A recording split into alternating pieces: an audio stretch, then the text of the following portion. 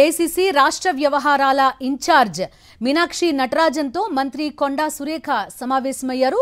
కొండా సురేఖతో పాటు ఆమె కుమార్తె సుస్మిత కూడా మీనాక్షి నటరాజన్తో భేటీలో ఉన్నారు. నిన్నటి ఎపిసోడ్తో పాటు గతంలో జరిగిన అంశాలు ఓఎస్డీ వ్యవహారంపై చర్చించినట్టుగా తెలుస్తోంది. అంతకుముందు భట్టికి డిప్యూటీ సీఎం భట్టి విక్రమార్కకు కొండా సురేఖ వివరించినట్టుగా తెలుస్తోంది. ప్రజాభవన్లో డిప్యూటీ సీఎం భట్టి విక్రమార్కతో జరిగింది సమావేశం. ఇవే అంశాలపై కొండా సురేఖ వివరణ ఇచ్చినట్టుగా కూడా తెలుస్తోంది. భట్టితో భేటీలో కొండా సురేఖతో పాటు సుస్మిత కూడా ఉన్నారు. భట్టితో సమావేశం ముగిసిన తర్వాత ప్రజాభవన్ నుంచి ఎమ్మెల్యే క్వార్టర్స్ కు కొండా సురేఖ వెళ్లారు. తన సొంత వాహనంలో కుమార్తె సుస్మితతో కలిసి ఆమె ఎమ్మెల్యే క్వార్టర్స్ కు వెళ్లారు. అక్కడ మీనాక్షి నటరాజన్తో కొండా సురేఖ సమావేశం ప్రస్తుతం కొనసాగుతోంది. పూర్తి డీటెయిల్స్ అందిస్తారు మా కరెస్పాండెంట్ రాకేష్. చెప్పండి, భట్టికి ఈ మొత్తం ఎపిసోడ్ అంతా వివరించినట్టు చెప్తున్నారు. ఇప్పుడు మీనాక్షి నటరాజన్ కి భేటీ కొనసాగుతోంది. What next? ఏం జరుగుతోంది కాంగ్రెస్ లో అంటే ఏం చెప్తారు?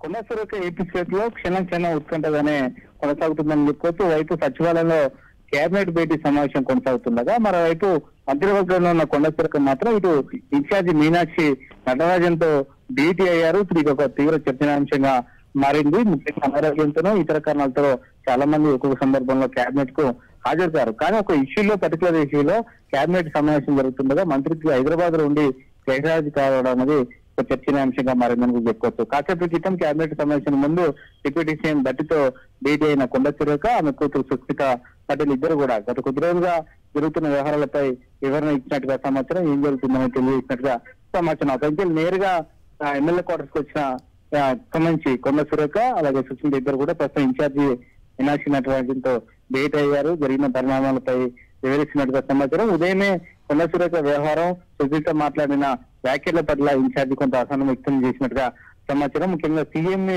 ఏకవచనంతో డైరెక్ట్ గా మాట్లాడడం అనేది పార్టీకి నష్టం చేకూరే అవకాశం ఉంది. స్థానిక ఎన్నికలు, త్వరలో జూబ్లీహిల్స్ ఎన్నికలు ఉన్న నేపథ్యంలో ఇవన్నీ కూడా పార్టీకి నష్టం జరుగుతాయి, ఎందుకు మాట్లాడుతున్నారు అంటూ కూడా తీసిపై వ్యాఖ్యలు చేసినట్టుగా సమాచారం. రాకేష్, మందలింపుతోటో లేకపోతే జస్ట్ మీటింగ్స్ తోటో ఇది ఆగే అవకాశాలు ఎంతవరకు కనిపిస్తున్నాయి?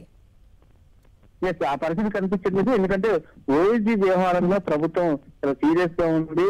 సంబంధించి పొంగులేటి కొండా సురేఖ వ్యవహారంలో ఓఎస్డీ సుమంత్ ఈ వ్యవహారం అంతా నడిపినట్టుగా సమాచారం. మీడియాకు లీకులు ఇవ్వడం కానీ లేకుంటే ఇతర అంశాల్లో ఎక్కువగా తలదూరుస్తున్న నేపథ్యంతో ఎంక్వైరీ చేసిన ప్రభుత్వం ఓఎస్డీ నుంచి సుమంత్ను తొలగించింది. ఆ తర్వాత వెంటనే అరెస్ట్ కు రంగం సిద్ధం చేయడంతో కొండా సురేఖ ఈ విషయాన్ని కాస్త సీరియస్ గా తీసుకున్నారు. తన వ్యక్తిని అరెస్ట్ చేయడానికి సమాచారం ఇవ్వకుండా ఎలా చేస్తారనే అంశం ఆధారంగా ప్రస్తుతం ఆగ్రహం వ్యక్తం చేసిన సమాచారం. ఈ సందర్భంగా నైట్ పోలీసులు రావడంతో ఇంటికి వారిపై అలాగే కొండా సురేఖ కొంత అసహనం వ్యక్తం చేశారు.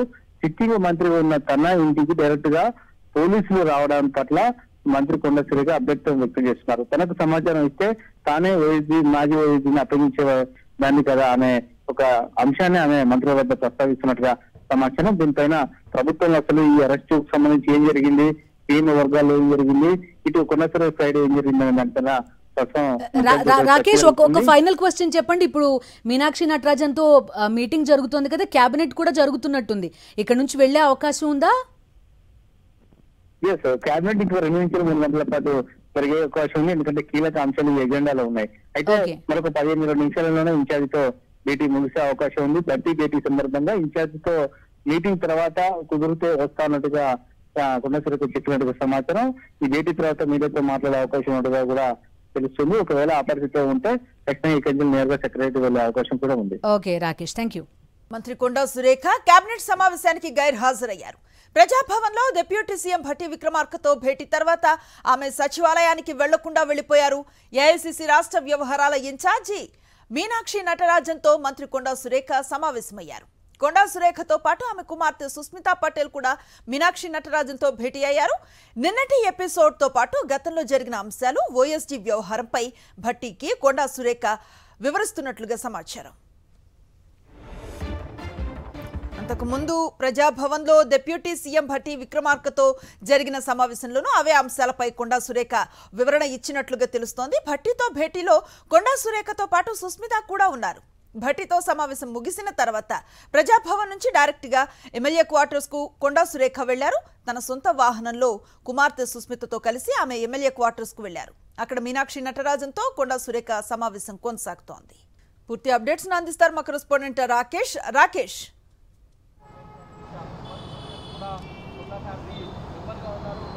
ఇన్ఛార్జి మీనాక్షి నటరాజన్తో ఎమ్మెల్యే క్వార్టర్స్లో మంత్రి కొండా సురేఖ ఆమె కూతురు సుస్మితా పటేల్ ఇద్దరు కూడా భేటీ అయ్యారు.